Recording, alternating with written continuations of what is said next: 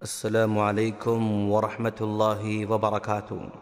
سامعین، آؤ مختصر قرآن سمجھیں۔ پارہ نمبر 25 لے کر ہم آپ کی خدمت میں حاضر ہیں۔ اس میں کل 5 حصے ہیں۔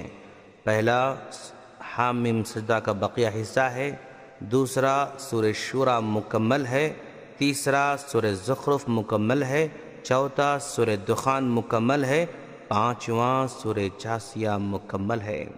حامیم سجدہ کے بقیہ حصے اس بات کا بیان ہے کہ اللہ ہی کو علم الغیب ہے، جیسے قیامت کب آئے گی، اور اسی طرح ماؤں کے پیٹ میں کس فطرت کا بچہ ہے، کب بارش ہوگی، کہاں ہوگی، آدمی کہاں مرے گا، کل کیا کمائے گا، یہ ساری باتیں صرف اللہ تبارک و تعالیٰ کو معلوم ہیں، اس کے علاوہ کسی کو خبر نہیں ہے۔ سورہ شورى میں بہت ساری باتیں ہیں، جیسے اللہ تبارک و تعالیٰ تمام خزانوں کا مالک ہے، سارے خزانوں کا مالک وہی ہے، جس کو چاہے دے، جس سے چاہے چھین لے۔ اگر وہ کسی کو دے تو کوئی چھین نہیں سکتا، اور اگر کسی سے چھین لے تو کوئی اس کو روک نہیں سکتا۔ وہ بہتر جانتا ہے کس کو کتنا دینا چاہیے، کس کو مالدار بنائے، کس کو غریب بنائے، وہی بہتر جانتا ہے۔ اس فیصلے میں کوئی دخل اندازی نہیں کر سکتا ہے۔ اور اللہ کی قدرت کی بہت ساری نشانیاں بتائی گئی ہیں، جیسے بارش وہی نازل کرتا ہے، چند ہی لمحوں میں زمین کو تر بتر کرتا ہے۔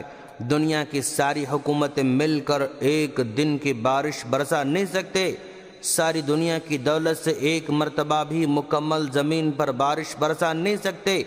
زمین و آسمان کو اسی نے پیدا کیا، جانوروں کو اسی نے پیدا کیا، ساری دنیا مل کر ایک مچھر کو پیدا نہیں کر سکتی، ایک مچھر کے پر بھی پیدا نہیں کر سکتے۔ سمندر میں کشتیاں وہی چلاتا ہے۔ اولاد دینے کی طاقت صرف اور صرف اللہ کے پاس ہے۔ وہ جسے چاہے صرف لڑکی دے، جسے چاہے لڑکا دے، جسے چاہے دونوں بھی دے، جسے چاہے اولاد سے محروم کرے۔ اگر وہ کسی کو اولاد دے تو کوئی روک نہیں سکتا ہے، اگر وہ روک لے تو کوئی دے نہیں سکتا ہے۔ اگر وہ نیک بنا دے تو کوئی برا بنا نہیں سکتا ہے، اور اگر وہ کسی کو برا بنا دے تو کوئی نیک نہیں بنا سکتا ہے۔ وہ بڑھاپے میں بھی اولاد دے سکتا ہے دوستو، بغیر باپ کے بھی اولاد دے سکتا ہے۔ سورہ زخرف میں بھی بہت ساری باتیں بتائی گئی ہیں، جیسے گزشتہ اقوام کی ایک سب سے بڑی خرابی یہ بتائی گئی کہ وہ اپنے باپ داداؤں کی پیروی کرنے میں لگ گئے، نبیوں کو جھٹلایا، نتیجے میں ہلاک کر دیے گئے۔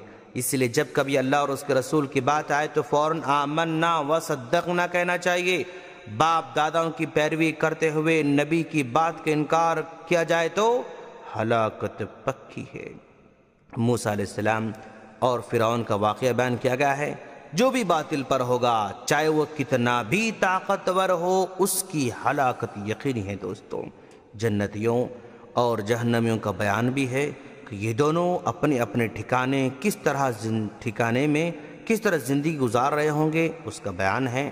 اور سورہ دخان میں بھی کئی باتیں ہیں، قرآن مجید کے نزول کا بیان ہے، شب قدر کا تذکرہ ہے کہ اس میں تمام مضبوط امر کا فیصلہ ہوتا ہے۔ اہل مکہ کی ہر دھرمی کہ نبوت کی نشانی دیکھنے کے باوجود اپنے کفر پر اڑے رہے اور کہا کہ یہ تو سکھایا ہوا مجنون ہے۔ کہا شجرۃ الزقوم کا بیان ہے کہ مجرموں کا کھانا ہوگا جو نہ بھوک مٹا سکے گا نہ مزہ دے گا، حلق میں اٹک جائے گا۔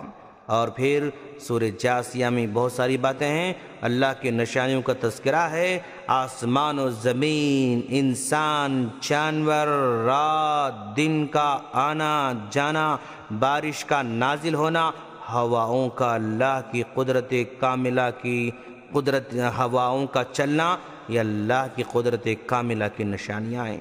اللہ کی آیت کا مذاق اڑانے والے قیامت کے دن فراموش کر دیے جائیں گے اور ان پر کوئی توجہ نہیں دی جائے گی۔ اس طرح یہ پارہ ختم ہو جاتا ہے۔ ہم اللہ سے دعا کرتے ہیں کہ باری تعالیٰ تو ہم تمام کو قرآن مجید کو سمجھ کر پڑھنے کی توفیق عطا فرما، آمین۔ السلام علیکم ورحمۃ اللہ وبرکاتہ۔